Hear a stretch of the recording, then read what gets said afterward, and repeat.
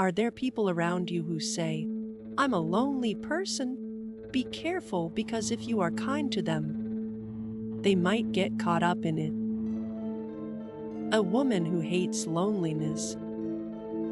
Good evening, everyone. Tonight I will tell you about the experience of a woman named Miki. She was a so-called clairvoyant, and she could see things that ordinary people could not see. Ever since she was a child, Miki saw the world a little differently than the people around her. Her eyes sometimes reflected shadows and lights that seemed out of this world. One day in the first grade of elementary school, she was curious about an unfamiliar old man standing at the back of the classroom. So she asked the teacher, "Who is that old man?" But the teacher could not see anything. Seeing the strange and slightly frightened expressions on her classmates' faces, Miki realized that she was not normal. Since then, Miki has kept her ability hidden. She never told her family and friends that she could see ghosts. She was afraid of being considered a freak. Miki grew up telling herself, "I'm a normal girl." However, her power never went away. In fact, it got stronger as she grew up. However, she could not talk to ghosts or drive them away. She could only see and feel their presence. When Miki became a university student, she had her first boyfriend. He was a nice man named Yamada Kenta. Their relationship went well, but there was always a wall in Miki's heart. She could not tell him her secret. One day, while on a date, Miki saw the remains of a terrible traffic accident on the street. There stood the ghost of a man who had just died in the accident. Miki was transfixed by the sight and stopped in her tracks. "What is it?" Kenta asked. "Oh, no. Nothing," Miki replied, but she was obviously upset. Kenta seemed confused but didn't ask any more questions. However, this incident gradually created a rift between them. Miki couldn't tell him her secret, and Kenta felt that Miki was hiding something. In the end, their relationship ended after about a year. It wasn't Miki's first heartbreak, but it was the most painful. Miki thought, "Maybe I can't have a normal relationship," and decided to distance herself from romance for a while. Miki also had a difficult time at work. When she worked in crowded places such as offices and large stores, she felt various spiritual energies and often suffered from headaches and nausea.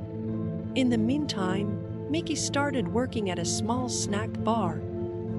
The bar, Starry Night, was a little away from downtown, and the clientele was quiet. Miki thought, "This is perfect." As expected, Miki liked working at Starry Night. The distance to the customers was just right, the lively atmosphere was just right, and, most importantly, there was no spiritual presence in the bar. "I finally found my place," Miki thought. She also became close to a woman named Reina who worked at the same place. Reina was the same age as Miki and had a bright and outgoing personality. "Miki, would you like to go shopping with me on your next day off?" "Oh, me? Yes, I want to." Although a little hesitant, Miki accepted Reina's invitation. Until now, she had never been able to call anyone her best friend. But her relationship with Reina was different. The two began spending their vacations together, and their relationship developed into one in which they could confide in each other. For the first time, Miki felt true friendship. Of course, she didn't tell Reina that she could see ghosts, but she could confide in her about everything else. This relationship was very new and comfortable for Miki. I wish days like this could last forever. One day, Mickey's peaceful days suddenly began to crumble.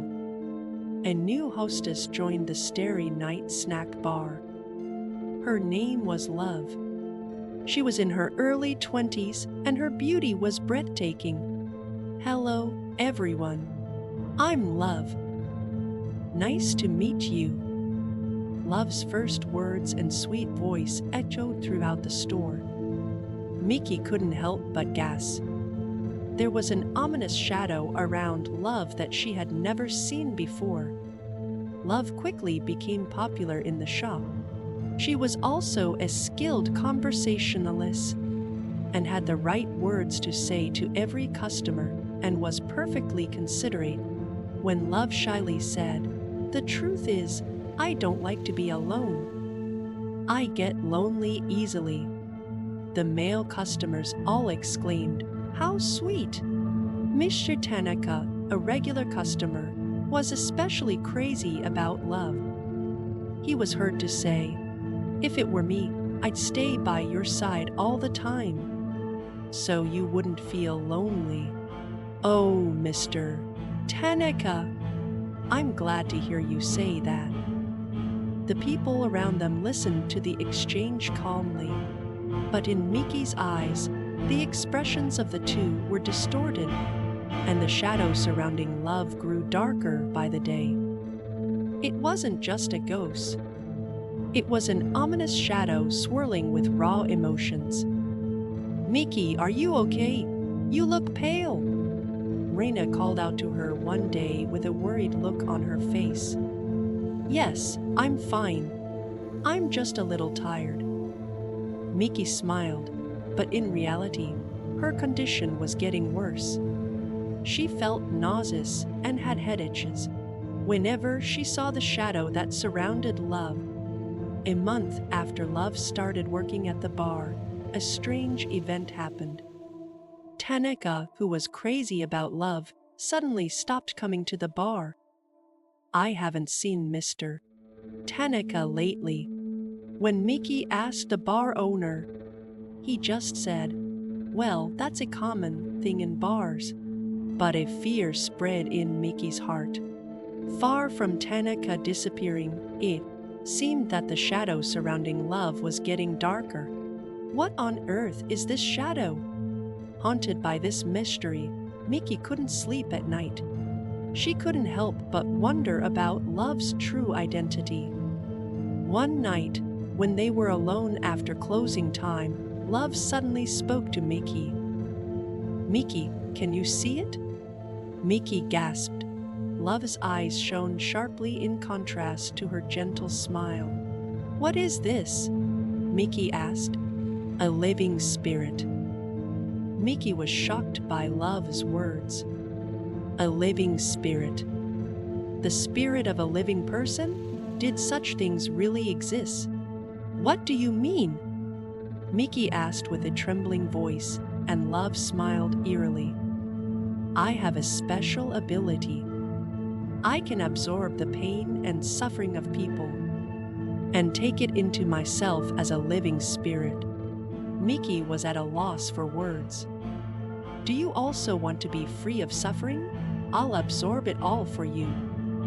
Mickey's body stiffened in fear at Love's words. The shadows around her flickered as if they were reaching for Mickey. Mickey tried desperately to make a voice. "Stop! Don't come near me!" Mickey ran from the scene. After realizing that the shadow she saw behind Love was a living spirit, the shadow, which was vague at first, began to take shape. The shapes of small animals like snakes, mice, and cats. And even people. Mickey couldn't help but look away. "What on earth is this?" Mickey muttered to herself. It's just painful to work while looking at such ominous things. She was depressed and even considered quitting the shop. Then one night, Tanaka's colleague from work came into the shop. "Excuse me, I want to talk to you about Tanaka." The man's expression was dark and his voice was shaking. The truth is that Tanaka has disappeared. We have information that he was last seen here. Miki gasped. Tanaka has disappeared. What about his relationship with Love? A few days later, something even more shocking happened. Miki's only close friend, Reina, suddenly disappeared. Reina's phone isn't working. I went to her house, but the shopkeeper's words made Miki feel very uneasy. The mysterious events around her only deepened Miki's mistrust of Love. And every time she felt Love's shadow getting darker and stronger, Miki's fear grew. One night, when the two were alone in the store after closing time, Miki saw a shocking sight. Love's shadow was reaching out to Miki as if it had a mind of its own. Miki tried desperately to hold back the scream that was about to break out. Is that a cry for help? Or is it trying to pull me in? Since that day, Miki's nights have been a series of nightmares.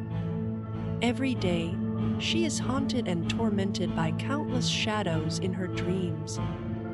One night, Miki woke up in a cold sweat. There were no more doubts. Love was behind it all. Miki decided to go to the police to save her best friend and find out the truth.